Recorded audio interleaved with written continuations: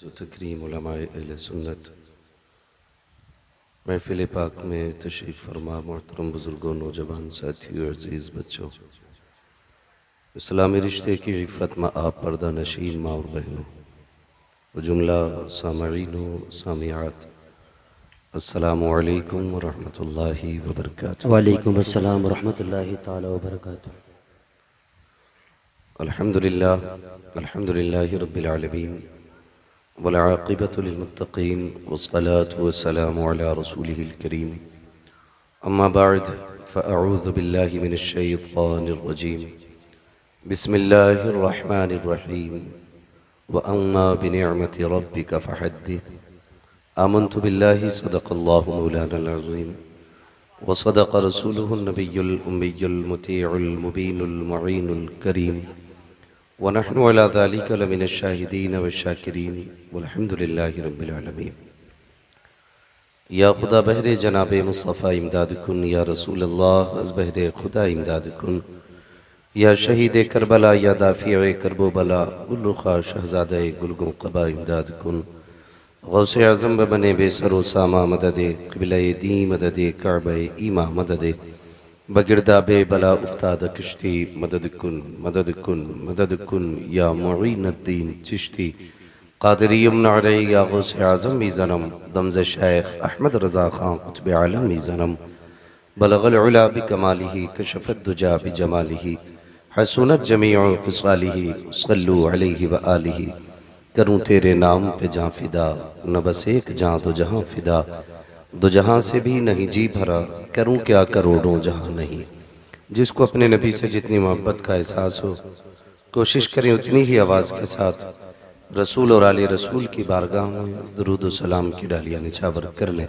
पढ़ें बावाज़ बुलंद अल्लाहुम्मा सल्ली अला सय्यदिना व शफ़ीइना व नबीना व मौलाना मुहम्मदिन मअदिनिल जूदि वल करम व आलिहि व अस्हाबिहि व बारिक वसल्लिम सलातुन व सलामुन अलैका या रसूल अल्लाह सल्लल्लाहु तआला अलैहि वसल्लम।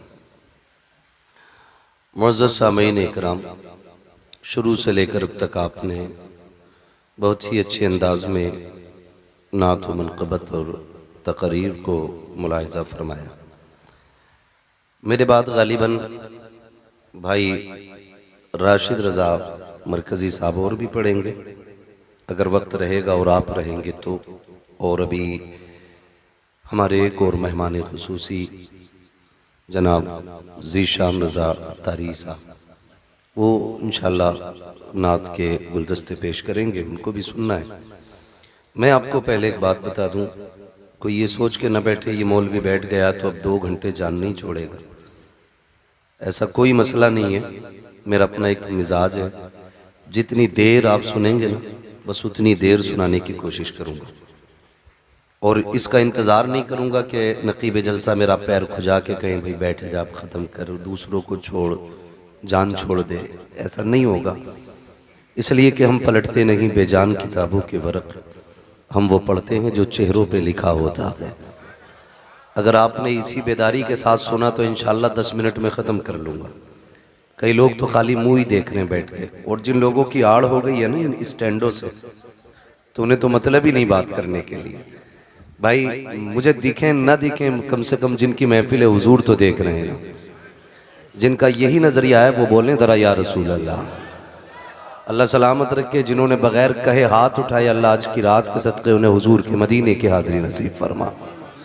माशाअल्लाह, अल्लाह सलामत रखे। यहाँ तो जवानों की आवाज़ भी बूढ़ों से ज़्यादा हल्की निकल रही। इस गांव के नौजवानों को बोर्नविटा की बहुत ज़्यादा ज़रूरत है। हाँ, मैं हमारे ब्लॉक प्रमुख साहब बैठे हैं, इनसे मैं कहूँ कि इस गांव के लिए अगर इलेक्शन लड़ें अगली बार ना तो बोर्नविटा ज़रूर बांटें, ताकि जवानों में कम से कम खड़े होने की ताकत बनी रहे। है ना ताकत सीने के अंदर, जितनी है ज़रा उतनी लगा के बोलें या रसूल अल्लाह।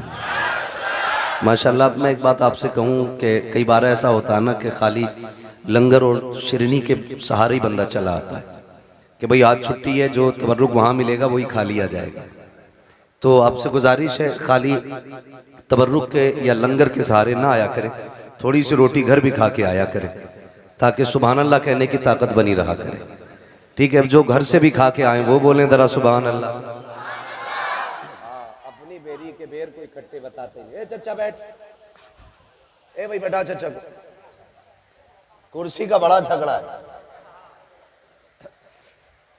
है ना, बैठ जाओ। चेयरमैनी बस 5 साल रहती है, हुजूर की गुलामी तो आदम अजीज रहती है। हमारे प्रमुख साहब बैठे, इनकी बैठक मैं आपको बता दूं, ये जब मैं आया हूं तभी आ गए थे हमारे बब्बू भाई चौधरी, इनके साथ हम लोग बैठे हुए थे और अभी तक ही बैठे हुए माशाल्लाह। तो इनकी बैठक से लग रहा है ये बताना चाह रहे हैं कि हम नेताबाद में हुजूर के गुलाम पहले हैं। यही मसला होना भी चाहिए। हमारा सबसे पहला रिश्ता हुजूर से, ठीक है ना। अल्लाह आपको सलामत रखे। आप तो चेयरमैन भी नहीं है, फिर भी आपको कुर्सी मिली रखी। ये देखो ये सारे जमींदार बैठे, और अगर कुर्सी पे बैठ के भी थक गए तो आप घर चले जाइए। जो लोग खड़े हैं उन्हें बैठने की जगह मिल जाएगी। जो लोग नहीं थके वो जरा जोर से दुरूद पाक पढ़ें बावाज़े बुलंद। अल्लाहुम्मा सल्ली अला सय्यिदिना व शफीइना व नबीना मौलाना मुहम्मदिन मअदिल जुदी वल करम व आलिहि व अस्हाबिहि व बारिक वसल्लम सलातुन व सलामुन अलैका या रसूल अल्लाह सल्लल्लाहु तआला अलैहि वसल्लम। मैं सबसे पहले मुबारकबाद पेश करता हूँ जुमला अरकान कमेटी जिन्होंने इस अजीम महफिल को सजाने में कोशिशें काबिशें मेहनतें की हैं। अल्लाह ताला सबकी कोशिश और काबिश और मेहनतों को अपनी बारगाह में कबूल फरमाए और हम सब की हाज़िरी को हम सब के लिए मौला ज़रिया निजात बनाए। ये बात सभी लोग जान लें कि जलसे इतनी आसानी से नहीं होते हैं। जिस दिन से जलसे की तारीख मुकर्रर होती है तभी से कमेटी वाले जूतियाँ घिसनी शुरू कर देते हैं और जलसा होने की सुबह तक मेहनत करते रहते हैं। बड़ी मेहनतों के बाद ये एक रात आती है और इन कमेटी वालों की मेहनत देखें कि ये घर तक पीछा पीछे चले गए। देखें आएगा कैसे नहीं, और लाके ही माने। आप इस जलसे को इतना हल्के में ना लें कि सुबह पिंडाल लगा था सुबह उखड़ जाएगा। ये महफिल में उतनी ही मेहनत लगी है जितने दिन से इसकी तारीख मुकर्रर हुई है। और ये जो हमारे जिम्मेदार लोग हैं, ये जो उलमा को बुलाते हैं, शुअरा को बुलाते हैं, ये इतना खर्चा करते हैं, ये बिला वजह नहीं होता। ये इसलिए भी होता है कि हमारी कौम के जो रहनुमा हैं वो हमसे आके कुछ बात बताएं, हमारा फ़ायदा हो उसमें तो हम उस पर अमल की कोशिश करें। जहां हम गलत हैं अपने आप को रोकें। ईमान का ताल्लुक चूंकि उलमा से है तो इसकी इस्लाह उलमा करते हैं, और बाकी जो दुनियादारी के मामलात हैं उसमें हमारी दस्तगीरी हमारे नेता लोगों की रहती है या जो जिम्मेदार लोग हैं उनकी रहती है। तो ये बटे हुए हिस्से हैं जिसकी जो जिम्मेदारी है उसको अपनी ईमानदारी से पूरी करनी चाहिए। सबसे पहली बात तो ये कि जितनी देर मुझे सुने ना, ये सोच के न सुने ये कितनी कुर्सी तोड़ेगा, कितने माइक फेल करेगा, इससे कोई मसला नहीं है। जरूरी बात यह है कि मेरी बात आपके दिल तक उतर जानी चाहिए, और यही सोच के आप सुनने की कोशिश करेंगे इंशाअल्लाह। ठीक है, अगली बात मैं बता दूं, ये हुजूर की महफिल है। यहां कोई जमींदार नहीं, कोई ठेकेदार नहीं, कोई भी बड़े ओहदे वाला नहीं, यहां सारे हुजूर के गुलाम बन के बैठे। कई बार ऐसा होता है कि लोग जलसों में जाके आके कहते हैं क्या हुआ जलसे में, कुछ भी नहीं था। मैं आपको बता दूं ये हुजूर की महफिल है। यहां जितने छोटे होके आओगे उतने ही बड़े होके वापस जाओगे। अगर तुम्हें लगता है कि हम खां साहब हैं, हम जिम्मेदार हैं, हम ठेकेदार हैं, तो जेब में रख अपनी खां साहबी, अपनी ठेकेदारी, अपनी जिम्मेदारी। हम जिस रसूल की बात कर रहे हैं ना, उसके गुलामों का मामला यह है कि यह अलग बात है खामोश खड़े रहते हैं, फिर भी जो लोग बड़े हैं वो बड़े रहते हैं।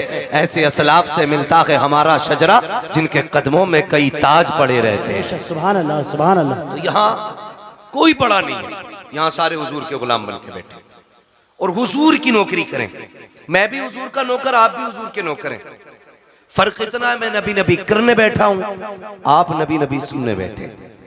मुझे भी हुजूर देख रहे हैं और आपको भी हुजूर। हुजूर ये पीछे वाले लोग क्या किसी दूसरी पार्टी से ताल्लुक रखते हैं? अलग पार्टी हो तो झंडा अलग लाया करो। ये हुजूर के गुलामों की महफिल लगी। हुजूर क्या बोले? ये कौन होते हैं जिनकी कोई पार्टी नहीं? दुरंगी छोड़ दे एक रंग हो जा, सरासर मोम हो जा या सरासर संग हो जा। तो आप लोग भी हुजूर की महफिल में बैठे हैं, मैं देखूं ना देखूं ये इनके स्टैंड ये दीवार बन जाती है ना कभी कभी। मैं कई बार कहता हूं भाई इनकी जगह साइड में रखा करो, ये बीच में डिस्टर्ब होता है कि जो हमारे सामने के लोग हैं उनके बीच में दीवार आ जाती। खैर अब तो मसला कोई नहीं, जरा सुने बहुत तवज्जो से, ठीक है ना? चलूं आगे। सारे हुजूर के गुलाम हैं, जितने गुलामी का दावा करते मोहब्बत से कह दें या रसूल अल्लाह। आला हज़रत फरमाते हैं वो जो न थे तो कुछ न था, वो जो ना हो तो कुछ ना हो, जान है वो जहान की, जान है तो जहान है। मैं नेताजी एक बात बताऊं, हमारी महफिलें जो होती है ना ये एक सभा से अलग होती है। हम जितना हम बोलते हैं उतना इन्हें बुलवाते हैं। उसकी एक वजह यह भी होती है कि जब कयामत में हुजूर के मदह खानों को आवाज लगे, हुजूर के नात पढ़ने वालों को आवाज लगे, तो तमन्ना यह कि सबसे आगे हजरत हसन हो, उनके पीछे बरेली के अहमद रजा खान हो, उनके पीछे हम जैसे गुनाहगार गुलाम भी खड़े हो जाए। अगर कोई ये कहे कि भाई हसन तो हसन ठहरे, आला हजरत तो आला हजरत ठहरे, तुम्हें जगह कैसे मिलेगी? तो हमें एक दलील मालूम है। हजरत यूसुफ का हुस्न बिकने लगा मिस्र में, जानते हैं कि नहीं? पता है ना? यूसुफ जुलेखा की कहानी किसी को पता हो ना हो, बुड्ढो बुड्ढो को पता है, क्योंकि लैला मजनू यही बताते हैं। यूसुफ जुलेखा इनसे बेहतर कोई नहीं जानता है। हमने तो किताबों में जैसे पढ़ा वो पढ़ा ही है, लेकिन बड़े बूढ़े बड़ा रंग देके उसको पेश करते। तो सुना ही होगा दास्तान यूसुफ है, सुना ही होगा ना? तो ये एक तारीख रही। हजरत यूसुफ मिस्र के बाजार में बिकने लगे, ऐलान हो गया। ये बाज मर्रिखीन ने यहां तक लिखा है, एक दिन हजरत यूसुफ ना आईना देख रहे, ख्याल आया मेरे जैसा हसीन कौन होगा, मेरे जैसा हसीन कौन होगा? रब ने मुझे तो बड़ा ही हसीन बनाया। तो फिर यहां तक लिखा गया कि जैसे ये ख्याल आया फिर रब ने फैसला कर दिया, यूसुफ जिस हुस्न पे नाज है ना, इसे हम कोड़ियों के दाम भी बेचेंगे। फिर कुएं से निकाल के खोटे सिक्कों में हजरत यूसुफ को बेचा गया। फिर खातिर दिल पे ये ख्याल आया, मालिक मेरी इतनी सी कीमत थी, कोटे सिक्कों में बेच दिया गया। कहा यूसुफ दिल थोड़ा न कर, अब तेरी बोली मिस्र के बाजार में लगवा के दिखाए। फिर रब ने मिस्र के बाजार में यूसुफ की बोली लगवाई। फिर कीमत कितनी थी, कभी खोटे सिक्कों में बेचा और कभी मिस्र के बाजार में खड़ा हुआ यूसुफ। ऐलान हुआ कीमत क्या है? कहा जिसके पास जो हो सारी दौलत लेके आ जाए, जो सबसे ज्यादा दौलत लेके आएगा वही यूसुफ को लेके जाएगा। सारे अमीर अपनी सारी दौलत लेके आ गए। मिस्र के बाजार में यूसुफ का हुस्न तोला जा रहा है, भीड़ लगी है देखने वालों की, खरीदार कम तमाशाई ज्यादा। जो भीड़ लगी थी वो चारों तरफ थी। अचानक पीछे से शोर हुआ, हटो बचो हटो बचो। लोगों ने मुड़ के देखा क्या हो रहा है, देखा एक बूढ़ी औरत आ रही, और बूढ़ी औरत ने ना वो देखे होंगे चरखे, ना चरखे देखे नहीं? ये बड़े बूढ़ों के तो दौर में रहे हैं, मैं बच्चों से जवानों से पूछूं, देखे ना चरखे, रुई काटने वाले? तो उस औरत ने ना वो रुई काटा हुआ धागा बगल में रखा था। ओ करी हटो बचो, का किधर? का सुना के आज यूसुफ की बोली लग रही, मैं भी खरीदने आई। किसी ने देखा क्या लेके आई है? ये है ना मेरे पास धागा। कितना है? का 5 सेर रुई पूरी तोल के उसको धागा बना के लेके आई। 5 सेर रुई का धागा है। किसी ने कहा फिर? कहा मैं लेके आई हूं, यूसुफ खरीदूंगी। हंस के कहने लगा तू खरीदेगी? वो देख अजीज मिस्र की सारी दौलत पल्ले में चढ़ गई है, हीरे जवाहिरात से यूसुफ को तोला जा रहा है। फिर भी दौलत पूर नहीं डाल रही है, तू धागे से तोलेगी?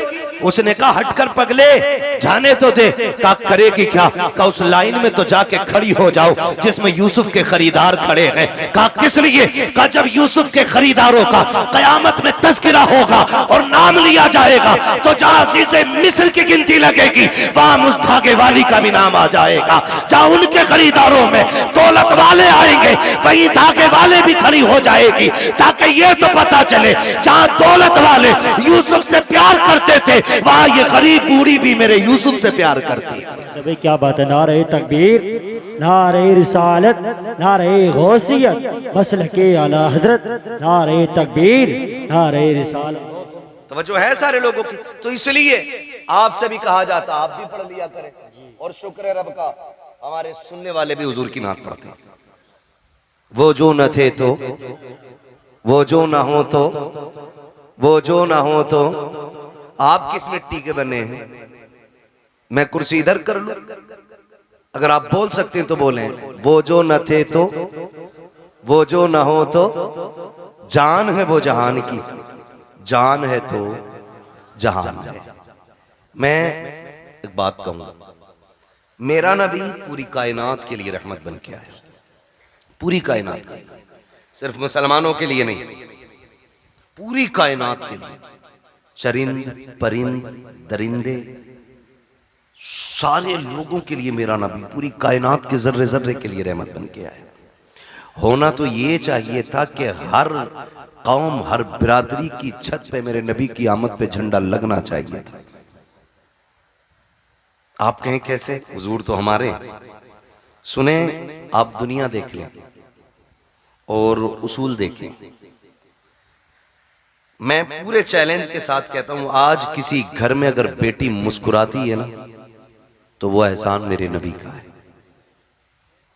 आज अगर किसी घर के अंदर माँ बेटे को थप्पड़ मार के खड़ी हो जाए और बेटा सर झुका के खड़ा रहे, माँ से कुछ नहीं कह रहा है ना, तो ये कमाल माँ का नहीं, कमाल मेरे नबी का है। अगर आज बाप बेटे को बीच चौराहे पे जूते से मारे और बेटा गर्दन झुका के मुस्कुराता रहे ना, तो इसमें कमाल बाप का नहीं है, इसमें कमाल रसूल पाक का है। इसलिए कि मेरे नबी ने ना माँ बाप का एहतराम सिखाया है। अगर आज हम माँ को उसकी जूतियों को सर पे रखने में जिंदगी की महराज समझते हैं ना, तो वो दिन दूर नहीं, भूले नहीं हमें जिस दिन मेरे नबी ने कहा था अल जन्नतु तहता क़दामी उम्महातिकुम, तुम्हारी जन्नत तुम्हारी माओं के कदमों के नीचे रखी गई है। तब से लोगों ने, कायनात ने माँ का एहतराम करना शुरू किया। और जब बाप का मामला था तो यही दुनिया, यही तारीख और यही समाज, यही लोग, यही हड्डियां, यही खून, कोई बदला नहीं ये दौर, यही सारी दुनिया थी। और बेटा बाप को बाजार में बेच देता था। मेरा नबी आया और आने के बाद का लोगों, रब की रजा बाप की रजा में है। अगर रब राजी, बाप राजी है तो तेरा रब राजी है, और तेरा बाप नाराज है तो तुझसे तेरा पैदा करने वाला खुदा भी नाराज है। तो तब से बाप का एहतराम हुआ। रह गई बेटी की बात, तो बेटी को तो लोग पैर की जूती समझते थे, जिंदा दफन करने पे फख्र करते थे। मैं इसलिए कहता हूं बेटियों, कभी सर से दुपट्टा उतरने लगे ना तो मगरिबी तहजीब पे मत जाना, फैशन के नाम पे बिगड़ने की कोशिश मत करना। जब सर का दुपट्टा सरक के कंधे पे आए ना तो आमीना के लाल का एहसान याद करना, आमीना के लाल का एहसान। खुदा की कसम आज दिल दुखता है, लोग तालीम के नाम पे कहते हैं कि हमारी आज़ादी हमारा हक है, हम अपनी आज़ादी के साथ जी सकते हैं, दुपट्टा किसी की जिम्मेदारी से हम नहीं ओढ़ेंगे। मैं कहता हूँ खुदा की कसम, जो बेटियां ये समझती हैं ना कि दुपट्टा उतारने में इज्जत है, तारीख पढ़ के देख लो, औरत जितना छुप के रहती है उतनी इज्जतदार रहती है, जितना खुल के रहती है उतना ज्यादा जलील रहा करती है। चैलेंज है हमारा, जाओ दुनिया घूम के आ जाओ। और सच्ची बात बताऊं, ये जो खड़े रहते हैं ना, जो इस्लाम के खिलाफ बकवास करते हैं, इस्लाम ने, मुसलमानों ने औरतों को कैद में डाल दिया और पर्दा दे करके उन्हें फांसी दे दी, उनका ऐसा कर दिया। मेरा चैलेंज है, ये भी जब निकाह करने चलते हैं ना, शादी करने, इन्हें भी शरीफ बच्ची चाहिए होती है, इन्हें भी शरीफ बच्ची चाहिए होती है। और शराफत की सबसे बड़ी पहचान यह है कि बच्ची की नजरों में हया होना चाहिए। यह सबसे बड़ी पहचान शराफत की है कि उसकी नजरों में हया होनी चाहिए। कितना बड़ा दाग लगाने की कोशिश की जाती है कि इस्लाम ने औरत को पर्दे में डाल के ना उसकी जिंदगी को लिमिटेड कर दिया, उसके अधिकार, उसके हुकूक छीन लिए। और ये कहते हैं कि औरत का बराबर हक है मर्द के साथ। क्या बराबरी का हक है? तो लोगों का कहना यह है कि जैसे मर्द मजदूरी करता वैसे औरत भी मजदूरी करे। ये नजरिया कि अगर रोडवेज मर्द कंडक्टर है तो औरत भी होनी चाहिए, मर्द ड्राइवर है तो औरत भी होनी चाहिए, का ये बराबर का अधिकार है। मैं कहता हूं गैरत आनी चाहिए। कहा क्यों? कहा तुम हमारे इस्लाम के बारे में क्या जानो? इस्लाम वो खूबसूरत मजहब है जिसने पूरी इंसानियत के मुकम्मल हुकूक का ख्याल रखा है, एक एक हक का ख्याल रखा है। लोगों ने कहा कि इस्लाम ने औरत को पर्दे में रख के पाबंद कर दिया, वो घर के अंदर 4 लोगों का खाना बनाए। मैंने कहा तुम इसे गुलामी कहते हो, आओ तुम्हारी आज़ादी बताऊं। कहा आज़ादी किसे कहते? कि लड़की खुल के जिंदगी जिए, जो चाहे ड्यूटी करे, उसका भी सर्विस करने का हक है। मैंने कहा चल ठीक, हम लोग अक्सर फ्लाइट एयरवेज वगैरह जाना रहता है, आप जाकर के देखो वो तमाशा औरत का बनाया गया है। हर जगह पे आपको लड़की खड़ी मिलेगी, हर जगह पे। मुल्क के अंदर लाखों नौजवान बेरोजगार टहल रहे हैं, उन्हें एक वक्त की रोटी देने के लिए तैयार हम नहीं है। किसी को पढ़े लिखे IAS IPS पकौड़ियां तलने के लिए तैयार है, लेकिन नौकरी मिलने को तैयार नहीं है। बेटियों के हुकूक के लिए लड़ने वालों, कौन से हक की बात करते हो? आपने लेकर के एक छोटी सी दुकान से हवाई जहाज तक बच्चियों को ले जाके खड़ा कर दिया और बात करते हो हमने इज्जत दी है। मैं तारीख के हवाले में ये बात कहना चाहता हूँ, जिम्मेदारी के साथ कहता हूँ, जाओ जाकर के किसी भी फ्लाइट को देख लो, एक फ्लाइट के अंदर कम से कम 350 बंदे बैठा करते हैं और उसके अंदर उनकी देखभाल के लिए 3 से 4 बच्चियां होती हैं। 350 लोगों को सुबह से शाम तक पानी पिलाना, और उनकी ड्यूटी में ये लाजिम होता है तुमसे कोई किसी भी तरह बात करे, तुमको उनसे मुस्कुरा के बात करनी है। किसी के लहजे का भी, गलत लहजे का भी जवाब तुम्हें सख्ती से नहीं देना है, वरना तनख्वाह काट ली जाएगी। साहिब किस आजादी की बात करते हो? जिसने बेटियों से कपड़ों का हक छीन लिया तुम उसे आजादी कहते हो, जिसने उसकी इज्जत का हक छीन लिया तुम उसे आजादी कहते हो। 4 बच्चियां 350 लोगों की नौकरी कर रही है, तुम उसे आजादी कहते हो। ये आजादी नहीं है, ये गुलामी है। आजादी ये है कि 4 भाइयों की एक बहन हो, अपने भाइयों को इज्जत से खाना खिलाए, लेकिन खुदा की कसम किसी की मां ने दूध नहीं पिलाया है कि उस बहन की तरफ कोई नजर बिगाड़ के देख भी सके। इसलिए कि इज्जत के रखवाले रब ने 4 भाई दिए हैं और तुम इज्जतें लूट के आजादी देते हो। इस्लाम इज्जतें दे के बेटियों को आजादी अता फरमाता है। नारे तकबीर, नारे रिसालत, नारे गौसियत, मसलके आला हजरत उलमाए अहले सुन्नत हजरत अल्लामा मुफ्ती हम्माद साहिब क़िबला मुरादाबादी। नारे तकबीर, नारे। ये आजादी हमारे इस्लाम ने दी है। वो 4 लोगों का बना रही। बताओ 4 लोगों का खाना मुश्किल है या 400 लोगों का? बोले 400। और घर में बहन के तेवर देखे आपने? उसने पोछा लगाया और जूता पहन के आ जाना, फिर बड़े हो या छोटे खैरियत नहीं है। बिस्तर अगर बहन ने लगा दिया तुम कूद के बैठ जाना, चादर अगर सिमट गई तो खैरियत नहीं है। झाड़ू लेके पीछे भागे तो कम, जूता लेके पीछे भागे तो कम। बड़ा भी है तो डर रहा है क्योंकि उसने सफाई की। तो मैं ये कहना चाहता हूं, ये इज्जत हमारे इस्लाम ने दी, ये इज्जत हमारा मजहब देता है। लेकिन दिल के पपोले जल उठे सीने के दाग से, इस घर को आग लग गई घर के चिराग से। किसके लिए रोए हम? कमी तो हमारी है ना सारी, खतावार तो हम ही है ना कहीं, चूक तो हम ही से हुई है कहीं ना कहीं।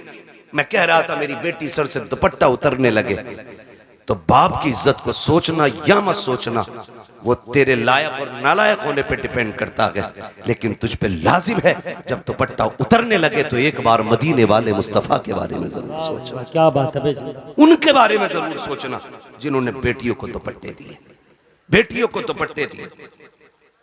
आज हम अपनी कौम से सिर्फ इतना कहेंगे, हुजूर के दिए हुए किरदार को मजबूती से थाम।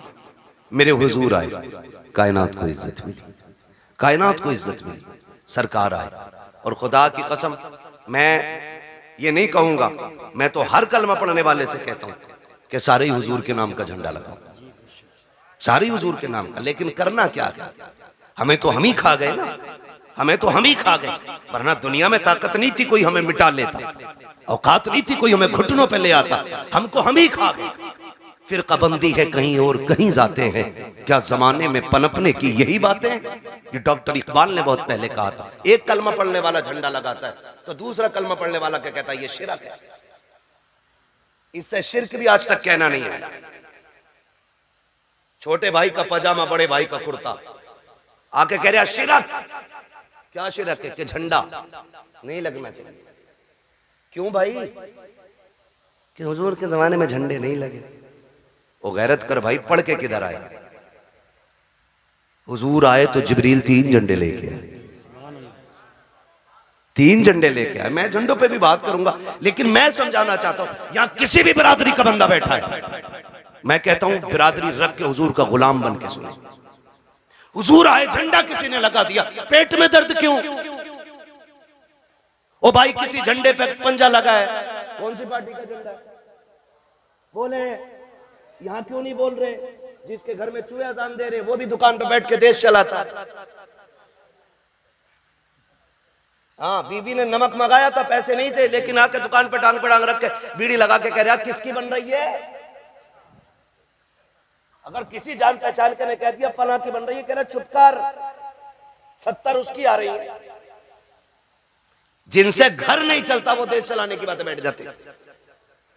बताइए जरा, इतनी तो पहचान होगी। पंजा लगा तो किसका झंडा? जोर से। ये बच्चे बोल रहे हैं, बड़े बड़ों गैरत करो, किसका झंडा? और साइकिल देखी तो मैं प्रचार नहीं कर रहा हूं इलेक्शन का, मैं खुद बताना चाहता हूं कुछ। किसका? हाँ, यही ना, बच्चों को तुमसे ज्यादा नॉलेज होनी चाहिए। साइकिल किसका निशान बना? अच्छा, हाथी लगा देख लिया तो बसपा, और अगर फूल बना देखा तो बीजेपी। अच्छा, किसी के मकान पे ये झंडा अगर लगा है, तवज्जो है ना, ये झंडा अगर लगा है तो जिस पार्टी का झंडा होगा देखने वाला समझ जाएगा कि जिसका झंडा उसी का बंदा है ना। यही होता है क्या नहीं? मिसाल के तो बस अब समझे, इस बात से मैं समझाना चाहता। झंडे से एतराज क्यों? हर पार्टी का अलग झंडा, हर कौम का अलग झंडा, हर मजहब का अलग झंडा है। अब जरा सोचिए, साइकिल देखी, समाजवादी का कहलाया, पंजा देखा, कांग्रेस का कहलाया, हाथी देखा, बसपा वाला कहलाया, कमल देखा, बीजेपी वाला कहलाया। अगर विलादत का झंडा देखेगा तो कोई मोहम्मदी नहीं कहलाएगा। बताओ तो सही, अगर साइकिल लगा के तुम समाजवादी वाले हो सकते हो तो विलादत का झंडा लगा के तुम्हें मोहम्मदी होने में क्या परेशानी होती है? क्या बात है भाई, जिंदाबाद जिंदाबाद।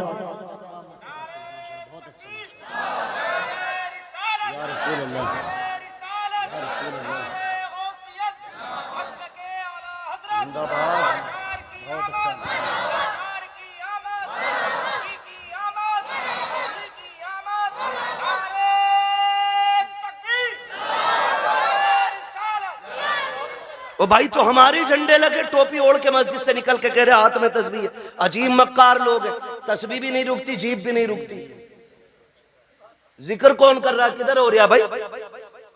बराबर कह ये शिरक है, ये उसके जमाने में नहीं तो ये बराबर चल रही। या तो तू झूठा या तेरी तस्बीह झूठी। हाँ, तो लंबी लंबी फेंक रहे, आके झंडों ने लोग कपड़ा खराब किया था, 3 गरीब बच्चे का दुपट्टा ही बन जाना। खुदा का शुक्र है हम मुस्तफा के मानने वाले। तू गरीब बच्चियों की लिस्ट बना के दे, हम सुन्नी लोग झंडे भी बराबर लगाएंगे, दुपट्टे भी बराबर बांट लेंगे, है क्या नहीं? हम दुपट्टे भी बांट सकते, झंडे। तो मैं ये मुसीबत दुपट्टे और झंडों में ही क्यों दिखती है? फजूल खर्ची है। ये जो लाइट लगी है ना, ये फालतू थी, ये नहीं लगानी चाहिए थी, नहीं लगानी चाहिए थी। मैं एक बात कहना चाहता हूँ, हुजूर का मिलाद आए तो तुझे लाइट फालतू लगती है, तुझे रोशनी फालतू लगती है, तुझे लाइटिंग गलत लगती है, तुझे झालर झूमर से तेरे पेट में दर्द होता है, तब तुझे गरीब याद आते हैं। जब तेरे बेटे के निकाह का मौका आता है, 1 दिन पहले जनरेटर लग जाता, 2 दिन बाद तक चलता है, पूरा घर सजा रहता है, तब तुझे गरीब के बच्चे क्यों याद नहीं आते हैं? जब सुन्नी के दरवाजे पे झंडा लगता है, तब तुझे गरीब बच्चियों के दुपट्टे याद आते हैं। जब तेरे बेटे के निकाह में 1.5 लाख की आतिशबाजी होती है, तब तुझे गरीब की बच्चियां याद क्यों नहीं आती है? पता ये चला तुझे हमदर्दी गरीब से नहीं है, तुझे नफरत फजूल खर्ची से नहीं है, तुझे नफरत हुजूर के झंडे से है, और तू ढोंग दिखाता है। खुदा की कसम हम हुजूर की आमद पे इसलिए रोशनी करते हैं कि सारी कायनात मेरे मुस्तफा के सदक़े में बनाई गई। जिंदाबाद जिंदाबाद। अगर हुजूर की आमद पे नहीं तो फिर कुछ भी। सीधी बात, तेरा बेटा इतना अच्छा हो गया, उसकी शादी पे पूरा घर सजा ले, मेरे हुजूर की आमद हो तो दो बल्ब ना लगा सके कि नहीं ये किसी ने नहीं मनाया, सहाबा ने मनाया, अबू बकर ने बनाया, उमर ने मना, कहा नीचे है अभी ऊपर चल। ये पूछ क्या नबियों ने मेरे हुजूर का मिलाद किया है कि नहीं किया? मैं कुरान सर पे रख के कसम खा के कह सकता हूं, हजरत आदम से लेके हजरत ईसा तक हर नबी ने मेरे नबी की पैदाइश के तज़किरे की है। सभी ने ये बात मिलाद है क्या समझने की कोशिश करें। हुजूर की आमद की बातों को मिलाद कहा जाता है, यही मिलाद है। कहते ये किसने किया? हजरत आदम से लेके हजरत ईसा तक। और मैं कहता हूं खुदा की कसम जैसा मिलाद मेरे रब ने किया वैसा किसी ने किया ही नहीं। और ऊपर चल के देखो ना, और ऊपर चलो, नीचे बैठा बैठा लंबी लंबी हाँ करे नहीं, यहाँ तो एक जगह खड़ा होना था ना। ये जुलूस मोहम्मदी था, जितने हमारे नबी थे उतने तुम्हारे भी तो थे। तुमने ये हंगामे क्यों किए कि ये नहीं होना चाहिए वो नहीं होना चाहिए? फिर क्या गलत कहा मेरे इमाम ने? यही तो कहा और तुम पर मेरे आका की इनायत न सही। क्या बात है, जिंदाबाद। नजदियों कलमा पढ़ाने का भी एहसान गया, कम से कम इसीलिए झंडा लगा ले कि ये कलमा मेरे नबी ने दिया है तुझे। बताओ तो सही, हमें 2 अक्टूबर को छुट्टी नहीं होती मुल्क में? क्यों होती है? बोले अल्लाह के बंदो, कभी गए हो नहीं स्कूल, पढ़े हो कभी? गांधी जयंती होती है नहीं, इसलिए गांधी जी की वजह से 2 दिन की छुट्टी रखते हो। 26 जनवरी 15 अगस्त ये हमारे मुल्क के बड़े दिन है, इन दिनों में छुट्टी होती है। अगर मुल्क के बड़े दिनों में छुट्टी होती है तो फिर क्या कायनात के बड़े दिन की छुट्टी नहीं मनाई जा सकती? जिंदाबाद जिंदाबाद। बहुत और खुल के मैं अगली बात करूं, सारे मैं समझ सकता हूं अक्सर पढ़े लिखे लोग हैं, अब तो तालीम से सबका ताल्लुक है, और ना हो तो बच्चे पढ़ाओ जरूर। मारेरा शरीफ का एक नारा लगता है, आधी रोटी खाएंगे बच्चों को, ये हमारे मारेरा शरीफ का नारा है, ठीक है। वो ऐसी खानका है जिस घर का बच्चा बच्चा IAS IPS BUMS MBBS सब आला मयार के गद्दी नशीन लोग हैं। वो खाली तस्वीर लेके नहीं बैठे, काबिल लोग हैं वो कहते हैं आधी रोटी खाएंगे, ये कहो 3 रोटी खाएंगे, बच्चों की कमाई खाएंगे। ये हालात है। लल्ला जा, भूरा गया कमाने, तू भी लग जा। भूरा तो गया, पप्पू भी लगा दिया। हाँ, और फिर जब यही बड़े हो के जराइम की दुनिया में कदम रखते हैं ना, कहते हैं मौलवियों ने बेड़ा गर्क कर दिया, फिर जिम्मेदार मौलवी हो जाता है। इमाम साहब समझाया नहीं था जुम्मे में, तू 18 साल बिगाड़ने में लगा है, इमाम 18 मिनट में संभाल देगा। मेरी समझ में ये जादू नहीं आती। आप अपने बच्चों को बचपन से वक्त दे, उनके 1-1 मिनट का हिसाब लें। हम बड़ी आजादी से जी रहे। मैं चैलेंज के साथ कहता हूं, सबसे ज्यादा रात को जागने वाली हमारी कौम है और सुबह को सबसे देर तक सोने वाली हमारी कौम। पूरा हिंदुस्तान का सर्वे कर लो, जबकि सबसे पहले हमारी कौम को उठना था। हम लोग रातों रात के मुसाफिर हैं। जब हम रात में जाते हैं ना, अगर 11 बजे भी चौक में लोग बैठे, हम समझ जाते हैं मुसलमानों का गांव है। हाँ, और अगर 4 बजे अगर लोग ना रोड पे निकल मिल जाएं दौड़ते हुए, हम समझ जाते हैं ये गैर मुस्लिमों का गांव है। क्योंकि हमारी कौम तो 11 बजे उठेगी ना, क्योंकि 2 बजे तक तो पबजी खेला होगा मेहनत से, उसमें अब्बा का नाम रोशन करना है। 11 बजे उठेगा, 11 बजे आंखें मसल के जाके दुकान का शटर खोले, एक गिराहक नहीं आता शाम तक, कह रहा डोरी दे दो, गिराहक नहीं आया। बरकत तो मनहूस तू खा गया। मेरे नबी ने कहा था, या अल्लाह मेरी उम्मत के सुबह के वक्त में बरकत अता फरमा। मैं चैलेंज के साथ कहता हूं, सुबह ईशा पढ़ के, रात को ईशा पढ़ के सो जाओ, फजर उठ के पढ़ लो, और उठने के बाद थोड़ा कुरान पढ़ो, थोड़ी सी आप वजीफा पढ़ लो, और उसके बाद उठ के सीधे दुकान पे चले जाओ।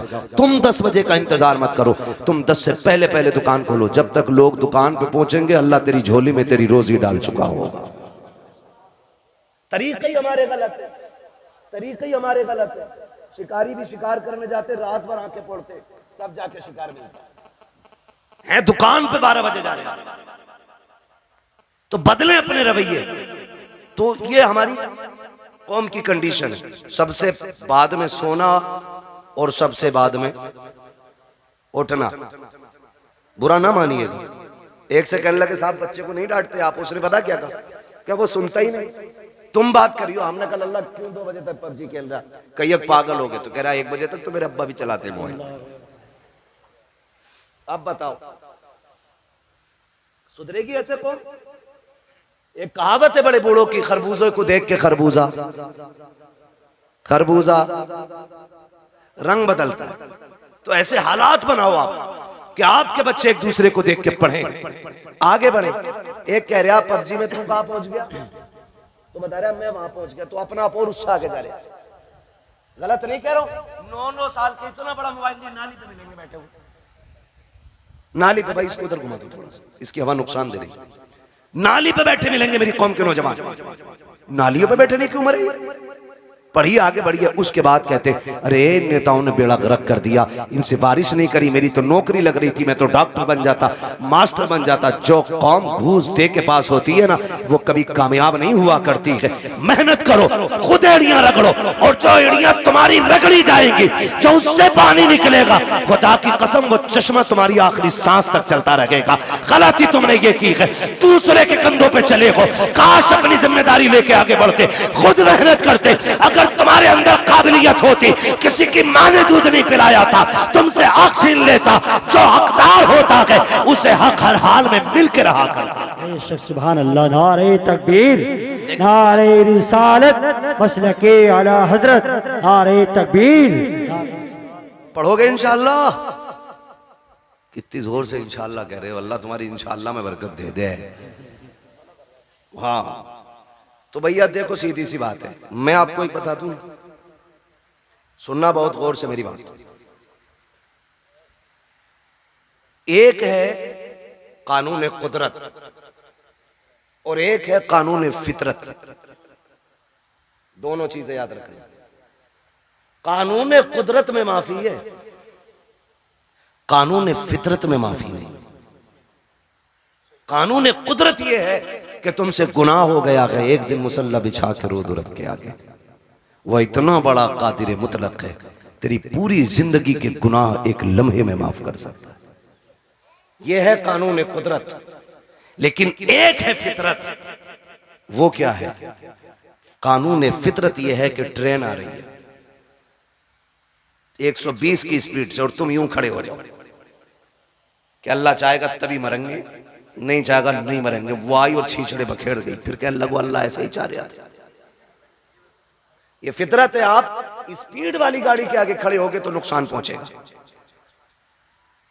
आप भरे दरिया में हाथ पैर बांध के डाल दो किसी को, और फिर कहो भाई कुदरत के ऊपर छोड़ दिया हमने। किसी को डेग में बंद करके पानी भर के नीचे से आग लगा दो और कहो जी कुदरत है, मरेगा मर जाएगा, बचेगा बच जाएगा। तो फितरत क्या है? बचना नहीं है ना, तो ये फितरत है। इसी तरह फितरत का ये भी कानून है, जो पढ़ेगा वो आगे बढ़ेगा, वरना आने वाले दौर में अनपढ़ों से नाली भी साफ नहीं कराई जाएगी। बिजनेस तो छोड़ो, बहुत बड़ी बात है, नालियां नहीं साफ करते और भीख भी नहीं मिलेगी। हालात इतने बदल गए। बब्बू भाई एक आया गाड़ी के पास, कहने लगा देखो, मैंने कहा टूटे नहीं है, QR कोड निकाला, कह रहा इस पे कर दो। ये भिखारियों ने तरक्की की है और हमने, अब्बा पे 18 थी, अल्लाह ने किस्मत से 3 बेटे दे दिए, 6-6 बीघे रह गई। और फिर अल्लाह ने उनको अगर 2 दे दिए, फिर 3-3 रह गई। और अगर उनके 2 हो गए, आगे रोड पे। ये कंडीशन है। पढ़ो, आगे बढ़ो। भीख में तुम्हें कुछ नहीं मिलने वाला, हक के लिए लड़ना पड़ता है, लड़ना पड़ता है। और तुम्हारी क़ियादत नेता नगरी, अल्लाह तुम्हें सलामत रखे, लाल रुमाल डाल के ना ऐसा बना फिर रहा मंत्री, चले जाइए थाने को, थाने वालों ने सबसे ज्यादा उसे ही कूटा। उसे पता है ना ये खाली 4 लोगों का ही नेता। ये भी जानते हैं जिसके पीछे 4000 आदमी होंगे उसको इज्जत मिलेगी। जिसके पीछे 4 आदमी होंगे उसे इज्जत नहीं मिलनी है। तो 4 का ना बन, 4000 का बन। क़यादत कर, मजबूत कर, चोली और आंख में चोली खत्म कर, शान का कायद बन।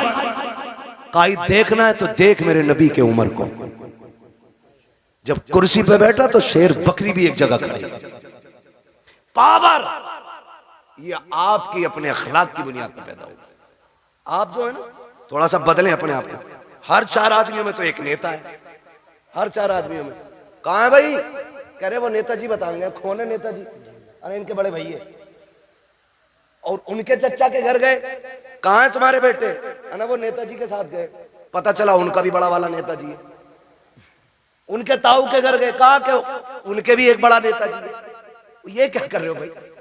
तो बदले अपनी रविश और सोच। डॉक्टर इकबाल ने कहा था कि मोहम्मद से वफा तूने तो हम तेरे, ये जहां चीज है क्या लो कलम तेरे। आप पढ़ेंगे ना तो आपको मालूम होगा ना आपकी पावर क्या है, आपकी ताकत क्या है। हम कभी जीतने के लिए अक्सर लड़ते नहीं इलेक्शन, हम हराने के लिए ज्यादा लड़ते। ये कह रहा हम तो खैर जानते नहीं इस मामले में ज्यादा, और अपना जो है ना कुछ ज्यादा वो रहता भी नहीं, ज्यादा बाहर ही रहते हैं। मैं पता ही नहीं कब इलेक्शन कौन सा हो जाता। लेकिन ये कह रहे बब्बू के अब्बा कह रहे इसे जरूर हरवाना आपके। ये हमारी कौम के हालात है, समझ रहे ना? इसे जरूर हरवाना। ये मैंने मिसाल के तौर पे नाम लिया, सच्ची ना लेना। मैं सिर्फ बताना चाहता हूं कि लोगों की ये सोच है तुम आप हराने के लिए क्यों, जीत के लिए आगे क्यों नहीं बढ़ते हो? जीत के लिए आगे बढ़ो, अपना हक हासिल करो। आपका एक नुमाइंदा अगर बीच चौराहे पे खड़ा हो जाए, कहते जो ये कहे वो हम कहेंगे, खुदा की कसम औकात नहीं है किसी की। अगर एसएसपी भी आके तेरे गांव के जेब कतरे को ले जाए, खुदा की कसम ये जो घरों में आग लगती है या तो तेरी लगाई है या मेरी लगाई है। आज भी वक्त है, इत्तेफाक पैदा कर लो, एक जगह खड़े हो जाओ। किसी की मां ने दूध नहीं पिलाया है, कोई तुम्हारा बाल बेका भी करके दिखा। क्या बात है भाई, जिंदाबाद जिंदाबाद। यही सोच मेरे नबी ने तुम्हें दी। बट गए कितने सारे, इतने बढ़ गए। एक ही घर के अंदर ना 2 पार्टी हैं। अब्बा किसी को वोट दे रहा, बेटा किसी को दे रहा, बीवी तीसरी पार्टी में। हाँ, खुदा की मिला ना विसाले सनम ना इधर के रहे ना। तो ऐसा मसला भाई, मैं प्रचार नहीं, मैं सिर्फ आपकी सफों में प्यार पैदा करना चाहता हूं। इसकी वजह से नफरतें पैदा नहीं होनी चाहिए। हाँ, इलेक्शन कोई हारे कोई जीते, छुट्टी इमाम साहब की ना, कुछ नहीं। मस्जिद मस्जिद है, ये अल्लाह का घर है। आके कह रहे निकालो, क्योंकि पिछले जुमे में मुझे सुनवाई आई थी, इन्होंने कही थी कलवा कोई दियो सारे वोट। इमाम को पता ही नहीं कलवा कौन था, वो छुट्टी हुई ना। हमारा दीन है, हम अपने दीन को खालिस रखें। मस्जिद में आए, इमाम से कहें वो तरीका बता जिस तरीके से मेरा नबी खाना खाता है, वो तरीका बताओ जिस तरीके से मेरा नबी पानी पीता है। हम इसीलिए तो हुजूर का मिलाद मनाते हैं, क्योंकि हुजूर आए तो खुदा की रहमतें बरसने लग गई, हुजूर आए तो कायनात मुस्कुराने लग गई। और हुजूर का मिलाद तो सबसे पहले मेरे रब ने ऐलान किया। हुजूर की विलादत की खुशखबरियाँ कायनात में मेरे रब ने फैलाई हैं। आप तारीख का ये बाप पलट करके देखिए, हर बंदा ये सोचता। मैं आपको समझाना चाहता हूँ, खुदारा सुने बहुत गौर से। आज ना बड़ी आसानी से जब देखा ना कि दामाद मालदार है तो नसब नहीं देखा, जात नहीं देखी, मजहब नहीं देखा, जाके ना हम डायरेक्ट बेटी डाला है। भाई मजहब तो देख लेता, देखता ये अकीदा है कि बद अकीदा है कि खुश अकीदा है। हम मौलाना पैसे वाला था इसलिए लड़की दे दी, लड़की सुकून से रहेगी। नहीं मेरे भाई, तूने बेटी जहन्नम में झोंक दी है, क्योंकि ये 60 साल फाके से भी कट सकते हैं, लेकिन मरने वाली बात की जो जिंदगी है वो बड़ी मुश्किल हो जाएगी। वो 60 साल की नहीं, वो दायमी जिंदगी है। इसलिए खुदा के वास्ते पैसा देख के बेटी ना दिया करो, दीन देख के बेटी दिया करो। इसलिए कि पैसे के बगैर गुजारे हैं, लेकिन दीन के बगैर बगैर गुजारा नहीं हो सकता है। आज मेरी कौम कितनी आसानी से बर्बादी के दहाने पर है, हम आपस में बर्बाद होते जा रहे हैं। हुजूर से सच्चा प्यार क्यों नहीं करते हो? कई बार हमें भी कमेंट किया जाता है मौलाना वहाबियों ने क्या बिगाड़ा है। मैं कहता हूं खुदा की कसम, जितनी जमीन हमारे बाप की कल थी उतनी आज भी है और उतनी कल भी रहेगी इंशाअल्लाह। हमारी न किसी ने छीनी है, न हमने किसी वहाबी से छीनी है, न किसी वहाबी ने हमारी बैंड काटी है। कहा झगड़ा किस बात का है? मैंने कहा झगड़ा सिर्फ इतना है, ये बेगैरत ये कहते हैं कि नबी के माँ बाप जहन्नमी है माज़अल्लाह। मुझे ये बताओ, जिसकी गोद में ऐसा शहजादा आया हो, जिसके सदके में रब ने जन्नत बनाई है, उस माँ को जहन्नम में कैसे डाला जा सकता है? हमारा झगड़ा तो इस बात का है, इन्होंने नबी के माँ बाप को जहन्नमी कहा। सुनो, हमारे बाप को कोई गाली दे हम बर्दाश्त कर सकते हैं, खानदान को कोई गाली दे हम गवारा करेंगे, मेरे नबी को कोई गाली दे ये गवारा नहीं किया जाएगा। उनके माँ बाप को कोई बुरा भला कहे ये गवारा नहीं किया जाएगा, इसलिए कि हमारा ईमान ये है, जमीनो जमा तुम्हारे लिए, मकीनो मका तुम्हारे लिए, चुनीनो चुना तुम्हारे लिए, बने दो जहां तुम्हारे लिए, हम आए यहाँ तुम्हारे लिए, उठे भी वहां तुम्हारे लिए। बात भाई नारे